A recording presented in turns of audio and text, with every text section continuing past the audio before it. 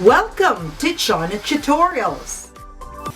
Hello everyone, I'm back with a topic most of you want to know about. People nowadays want to go abroad to look for greener pastures.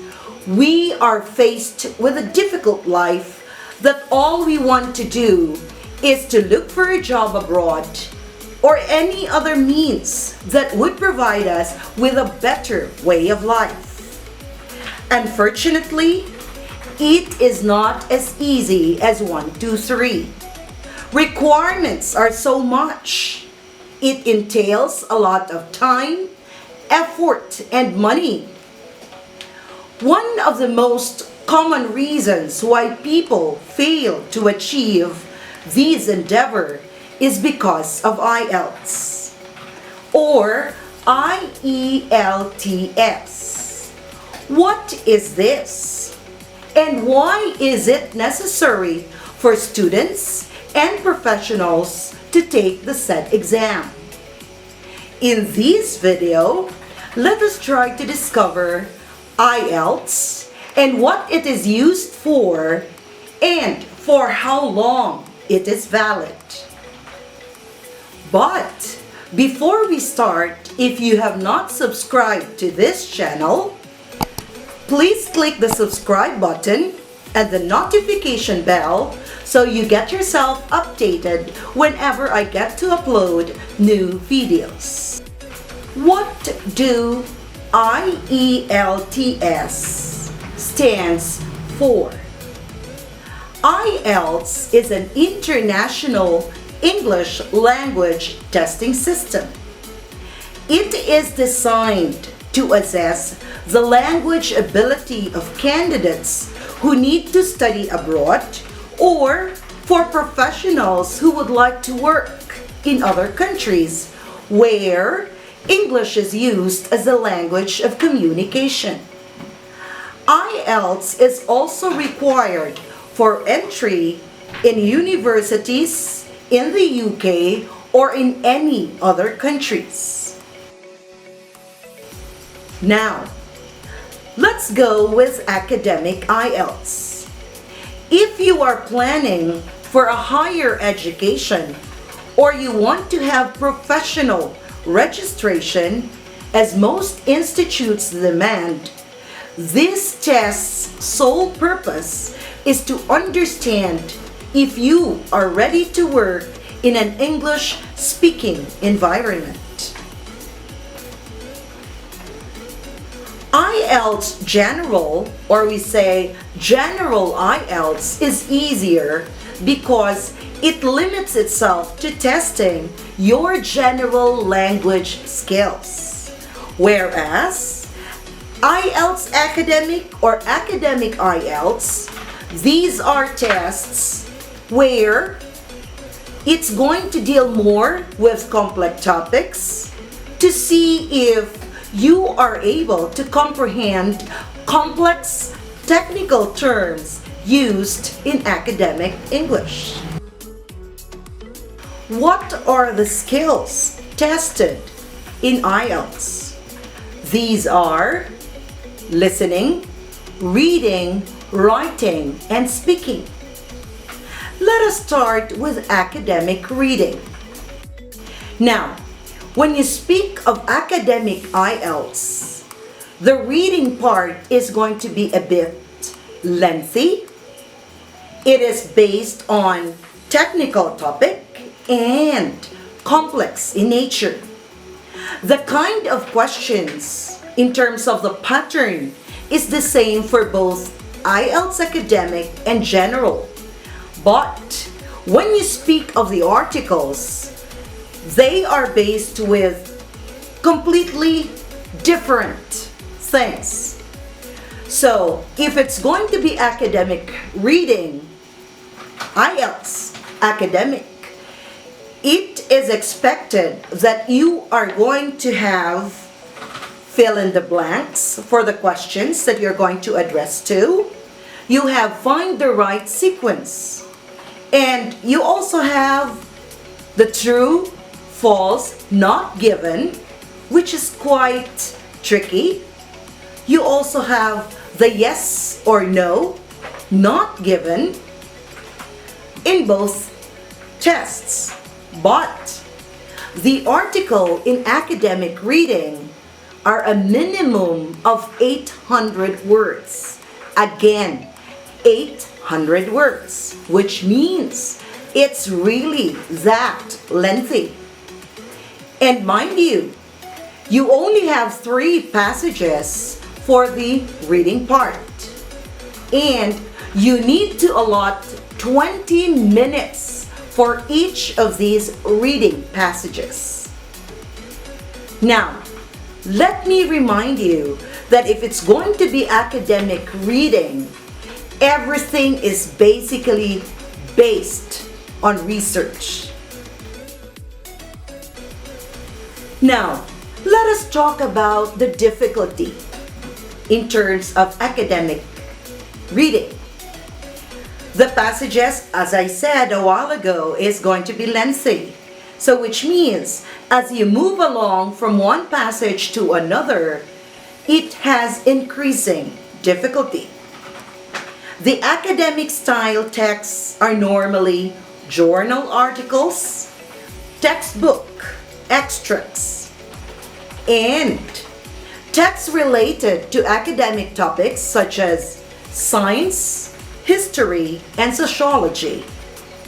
Now, if reading is going to be difficult, or it's not going to be right when we say difficult, because as they said, IELTS is not difficult. It's just simply tricky. So you really have to develop the skill for you to be able to pass the exam. Now, preparing for the exam would not just be as easy as a week or 2 or a month, especially when you don't get to focus on it. So as much as possible, make sure, should you take the exam, you have to make sure that you have enough time to prepare for it. Now, let's go to writing. When you speak of academic writing, this is tougher because you are expected to analyze a graphical representation of information or data. Example, you are given a graph on smoking habits of people country-wise. You will be expected to state the facts, draw comparisons, and summarize all the information that is presented in the graph. In short, academic writing requires you to be able to express your opinion on a topic which may or may not be academic in nature. What are the common things that you will encounter with academic writing task 1? Here, you are going to describe and analyze data in one of the following: bar chart, line graph, pie chart, table, diagram, and more. So, there. It entails you to really have a very good writing skills, because when you lack descriptive words, when you have problems with how you're going to write things down with correct grammar, then it's going to be very difficult for you to address your writing part of the IELTS exam. What about listening? Well, whether it's going to be general IELTS or academic IELTS, they get to have the same listening type. They are similar to a very large extent, and you can expect both of them to include a conversation between 2 people, a speech, a directive, or a set of instructions, and a monologue on academic subjects. The only difference you may expect is the level of difficulty.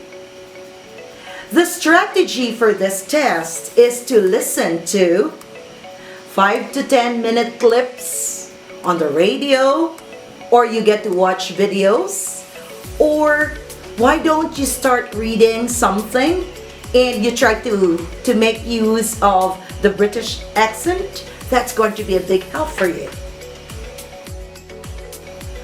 Lastly, let's go into speaking, which I know a lot of us would really get to have a hard time. It's not going to be easy to be expressing your thoughts, your ideas, your opinions when you're not really good with communication or setting up a conversation with others. So, how is it different? No, there's no difference when it comes to speaking for IELTS, whether it's going to be academic or it's going to be general IELTS. The same concept applies to both. The only difference is that it's again the level of difficulty. You can expect similar kind of questions asking you to describe your life, a situation, and also construct an opinionated answer on a topic. Use the same preparation trick for both of these tests. Again, you need to have very good scores. Well, by the way, if it's going to be IELTS, they call it band scores. So, should you want to go to a particular country, they require a certain band score that you need to achieve. That's why, should you decide to go for an IELTS exam, you have to make sure you allot time for your preparation. If you have the chance and you have the money, get a coach to help you on certain skills. Especially, you need to identify which among these skills would you really have problems on. And that's where you are going to focus. Again, as they say, IELTS it's not difficult. IELTS is simply tricky. So, in my upcoming videos, I will try to give you tips. I will try to share to you the experiences of the students who studied with me for quite some time and who made it to the exam. In one way or the other, this could be a big help to you. So there you have it. For this time, this is where I'm going to end. For those of you who have not subscribed to this channel yet, please click the subscribe button, click the notification bell, so you get yourself updated for whatever videos that I will be uploading in the near future. Thank you everyone, and see you again next time.